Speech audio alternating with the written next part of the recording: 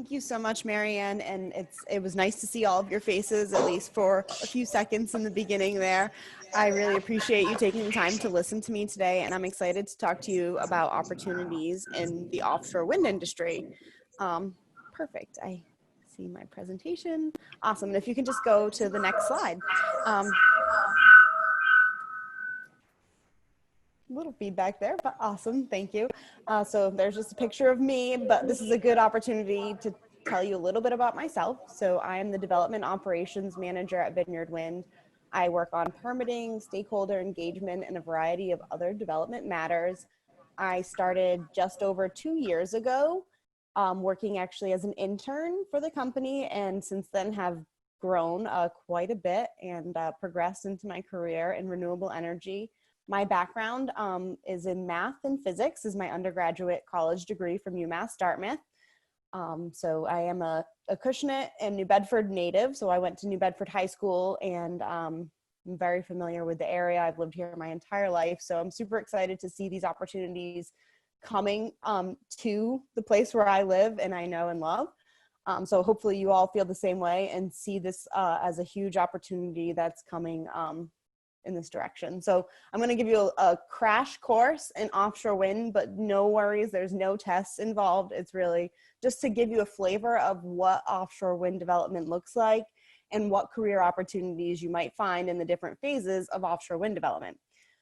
So before I talk about offshore wind, I think it would be good to just tell you about the owners of our company. So if you could go to the next slide, please. So we are owned, maybe one more. Perfect. So we're owned by two major companies. So the first is Avangrid Renewables. They're the third largest renewable energy company in the United States. And our other partner, other parent company is Copenhagen Infrastructure Partners.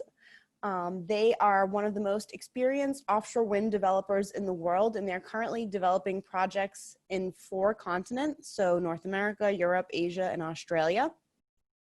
So these two companies bring together a wealth of knowledge in financing, development, construction, operation of these projects, of all renewable energy projects. And we're bringing this knowledge to our local area. So we can go to the next slide, please. So Vineyard Wind, we acquired 2 lease areas. So you'll see the islands of Martha's Vineyard and Nantucket in the map here. And the yellow areas that are denoted in the map are lease areas 501 and lease area 522. So those areas are both operated by Vineyard Wind. There's a competitive auction process that we actually went through to acquire those areas. And within those areas, those were designed specifically for offshore wind renewable energy development. So that's particularly turbines. Wind turbines are the main, our primary wind energy, renewable energy generation source. So we have 2 projects that are under development that we're currently working on. Both of them are within the 501 lease area. So that's sort of the long skinny one here in the middle. So both of our projects are in this area. So the first project will be at the top, and then the second project will be just underneath it. We can go to the next slide. And so both of those projects are working their way through permitting. But before we got to a place where Vineyard Wind had lease areas, there's a very long process that was that occurred over many years to incorporate lots of public feedback from many different stakeholders and allow the public to provide comments. So in the top image there was the original area that they were looking at to identify as the wind energy area, or the WEA. So the wind energy area was slated to, or they were looking at a huge area, and that area was pared down to the one below it, which is a much smaller area. It was reduced over 50% to the area that we know today as the Rhode Island and Massachusetts wind energy area. And that area was reduced to take into consideration feedback from lots of different stakeholders, including commercial fishermen, shipping, and North Atlantic right whale concerns. So that public process really helped inform the best place to put these lease areas to develop wind turbines. Next slide, please. So this process that I'm showing you here, there's a lot, represents many years worth of time that it takes to develop offshore renewable energy projects. It starts with the Bureau of Ocean Energy Management, or short for BOEM. They start the process of identifying areas where these wind turbines could potentially go, and then through public comment, like I mentioned earlier, they reduce those areas to a smaller subset that's acceptable to most stakeholders to build offshore wind renewable energy projects. Then they move into the auction phase. So if you kind of look on the bottom here, we see the auction phase. That's when we actually acquired a lease. And then once we acquire a lease, there's about up to 5 years of site assessments and surveys that need to take place before we can submit one of the major permitting documents that basically describes how we are going to construct and operate our offshore wind farm. So it's called the COP, or the Construction and Operations Plan.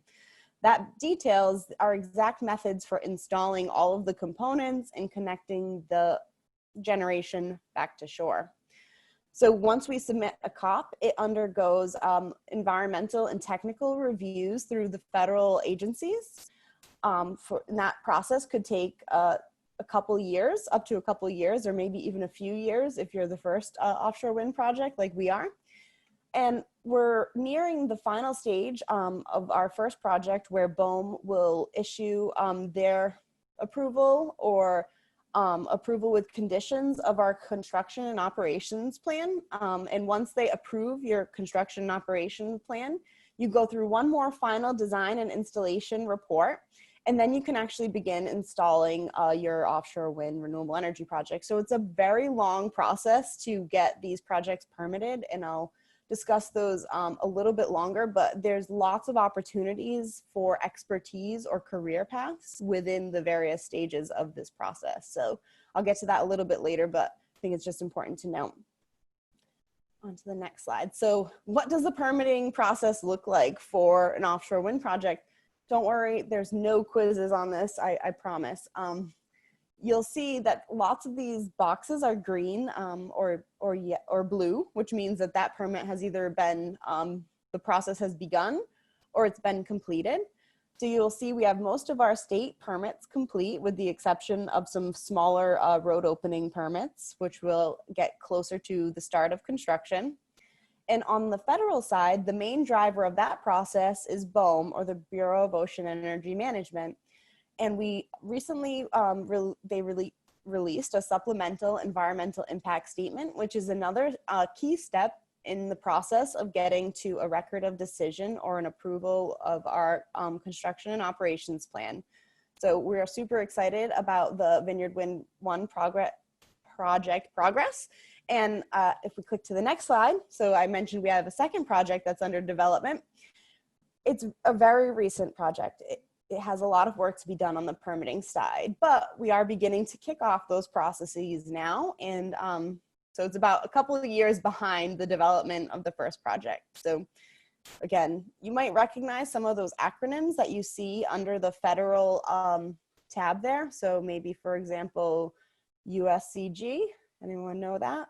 Coast Guard, US Coast Guard. They're concerned with navigation and marking and lighting of the turbine, so we consult with them and look for their expertise there. The FAA, Federal Aviation Administration, so planes are concerned with having any objects that are tall offshore, so both the turbines themselves or the vessels that we need to install. So those are some reasons why we need to be coordinated with the FAA for our permits. And again, there's many smart people that are looking at our permits and our proposed approach to install and operate these wind projects. So we look forward to continuing to move these through the permitting process and working with all of the state and federal regulators to make sure we're doing it in a responsible way, which is essentially what the permitting process is designed for, is to ensure companies are building things in environmentally friendly ways, but they also help us develop these offshore wind projects, which are super important. Moving on to the next slide, please.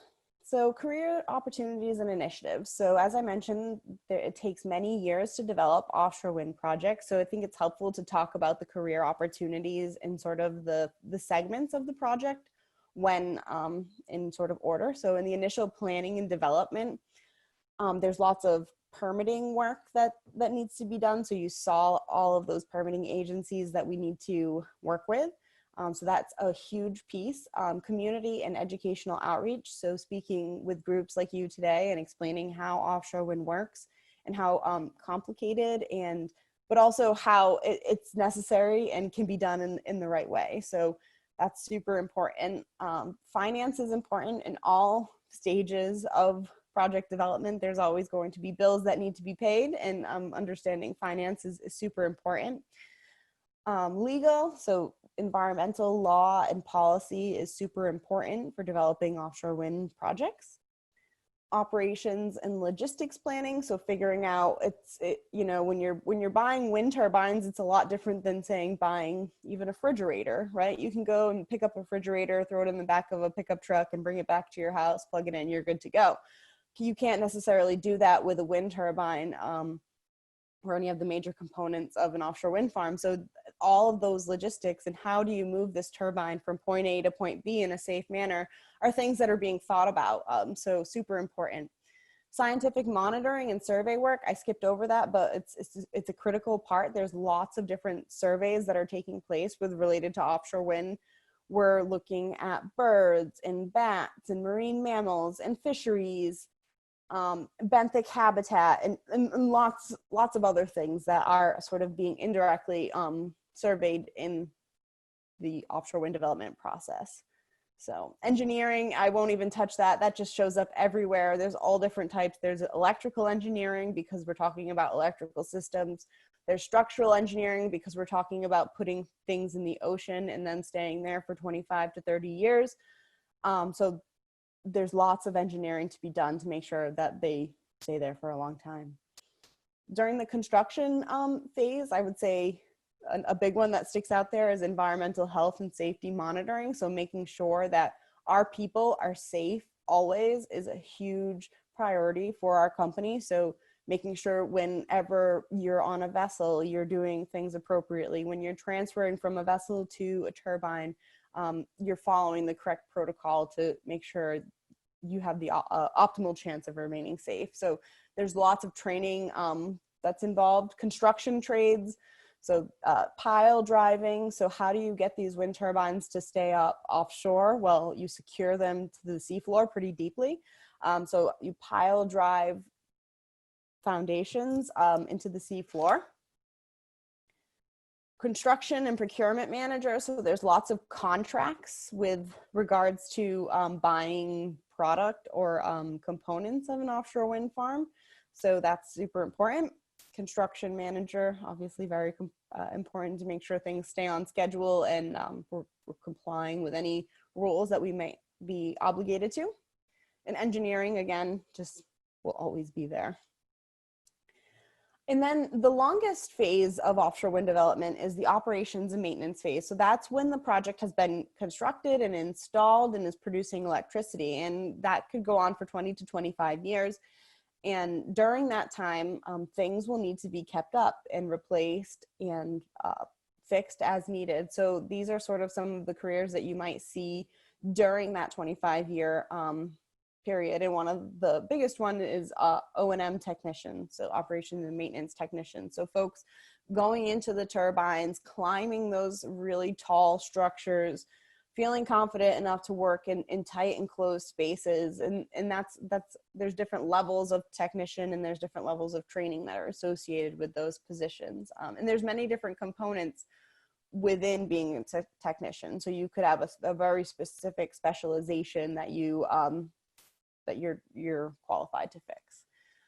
Helicopter and vessel operators. So there will be ships that will be offshore throughout the construction and operation of the facilities, and there'll be helicopter access to some of those structures. And I want to also note environmental health and safety is on there, but marine mammal observers. So that's a pretty interesting one. So marine mammal observers are folks that go on the vessels and they look out in all directions and observe for any type of marine mammals that they might see. And if they do see a protected marine mammal, such as a North Atlantic right whale, they would instruct the captain of the boat to reduce their speed to a limit that's safe to avoid that protected species. So lots of different careers in things very specific to renewable energy, but also things very broad like finance. So I think that it really depends what you're interested in, but these things will be brought to our backyard. I can say I'm a New Bedford native. We have a lot of folks that are on the Cape that are on our team. And now that we have our second project in Connecticut, we're also looking to expand our Connecticut team a bit as well. So lots of opportunities that'll be coming down the pipeline. I think the first step in really bringing a lot of these careers to fruition is the first project moving into the construction phase and out of the permitting development phase, which will hopefully happen early next year. So we look forward to that. And if we could just click on, I think we have one more slide I'll just touch on quickly here. So we're just one offshore wind developer, and these are just a few of the initiatives we have to train people in this area and bring the programs that they need to this area. So our company has a couple of different funds and initiatives that we've committed to bring these training programs to our area to get folks ready for the offshore wind industry. We also have a partnership with Vineyard Power, which is our community benefit partner based in Martha's Vineyard, and Citizens Energy to support community-based storage projects and address affordability challenge in low-income communities on Cape Cod, the islands, and South Coast. So I just wanted to touch on these super quick. No, not too many details available, but these are just a few of the pathways that we are sort of creating to bring the careers to the folks in our community. So we'll click to the next one, and I think it's just a picture maybe that I'll explain. There's one more. So that's me actually doing some recreational fishing on a charter around the Block Island wind turbines. I guess it was probably a year and a half ago now. It was a lot of fun, and I look forward to seeing more turbines out there hopefully in the coming years. So with that, I think I will stop and pass it back to Marianne or Trevor. I'm not sure who. Yep, so you can take this down, Patricia, or you can leave it up. So everybody, does anybody have any questions for Tiffany while she's here? Thank you so much, Tiffany. You're welcome.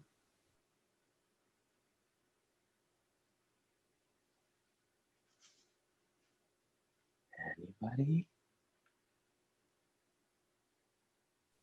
And if you think of any questions afterwards, you can always feel free to email me. I guess one other thing that I would note, if there's no questions, is I would encourage everyone to consider taking an internship if possible. Internships are great opportunities to learn about what you might like about a certain field or company, or maybe what you don't like. So I would highly encourage you to pursue internships with companies. I think a lot of people are really interested in bringing on interns to help take on certain projects. And if you express interest, I'm sure that, you know, most companies have positions like that during the summer or others available. So just want to know that. Did you see the question in the chat, Tiffany? Oh.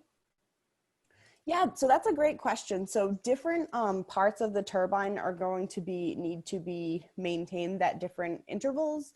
So depending on what component they're talking about, it could be, you know, twice a year. It could be, you know, there's lots of ranges in what is replaced. But ideally, the major components would not be replaced very often. So those are designed to last for a while, but the internal mechanical parts are mechanical parts, and they do have failures. So I couldn't give you an exact time frame on that. And you said I was an intern at Vineyard Wind. Did you always know you wanted to do this? I would say I had no idea that this is what I would be doing when I started college. in 2009. So I graduated in 2009 and I started right immediately following that. And I thought I was going to go learn about math and be a math teacher.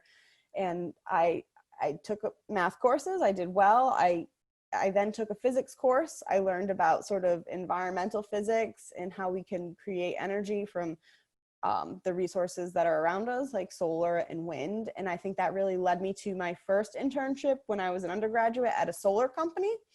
And I too there went from being an intern, and I sort of grew with the company as it expanded. And I really enjoyed working in the solar renewable energy field. So I had the opportunity to come into offshore wind as an intern as well. And I sort of looked at that as a very similar path to the solar opportunity that I had, because it's very much the same thing. We're creating electricity. We have to bring it back to your electrical meter and then put it back into the grid. We're doing the same thing with offshore wind. We're generating electricity offshore. We're bringing the power back to shore and we're plugging it back in. It's just a much different scale. So I would say I didn't know I would be doing this job ever, and I don't think I would want to do anything else, because it's such a fun experience. It's really the merger of math, physics, computer science, renewable energy. It's really, there's a lot of sort of opportunity, and you know, it's not one thing that I work on all the time. It's a variety of different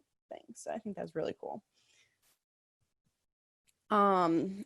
It's a long you said it's a long process. How long does it take to be completed? So I think you're talking about the permitting process of offshore wind. And to give you some context, we submitted the permits for the first project in December of 2017. So here we are. So we're on the order of magnitude of years. So we're about almost 3 years later, and we don't have our final permits yet. And I think that's a little bit of a special case, because we are the first commercial scale project in federal waters. But it typically takes about 2 to 3 years to go through that process. So it's a long time, and there's a lot of there's over 20,000 pages of permitting documents that were created to just for the first project to explain exactly how we plan to construct and operate our wind farm. How much energy does a turbine supply? So there's different size turbines. So there's, in our original COP, construction operations plan, we noted that we could use turbines between 8 and 10 megawatts. So in 2017, 8 and 10 megawatts were the sort of standard commercially available turbines. Now I think we're talking upwards of 14 megawatt turbines. So the turbine sizes have grown quite a bit. But just to give you some scale, it's 800 megawatts is equivalent to powering about 400,000 homes and businesses in Massachusetts. So that's our first project, 800 megawatts, 400,000 homes. And it's also equivalent to removing 325,000 cars off the road every year. So lots of energy to be produced there. And I think our first project is roughly about 6% of Massachusetts energy demand. So, you know, there's lots of room for more offshore wind in our energy portfolio. And what's it like to be an intern in offshore wind? So I think that really depends what project you work on. So there's lots of different things that need to be researched in regards to what are the concerns of stakeholders in certain areas where you might want to bring a cable. What are the permitting processes that town needs to go through? And there's lots of different internships and projects that you might see as an intern. You might have something that's a little bit more database entry, so filling out contact form or contact information about folks. So I think that it's really difficult to explain what it's like to be an intern, because it's really dependent on what projects are available. But I would say that there's always something new going on, and there's always something to research or to be investigating. So I think that it's a pretty unique spot to be right now, because it's such a new industry. These are great questions, guys, too. So thank you so much for listening to me and for asking them. Appreciate it.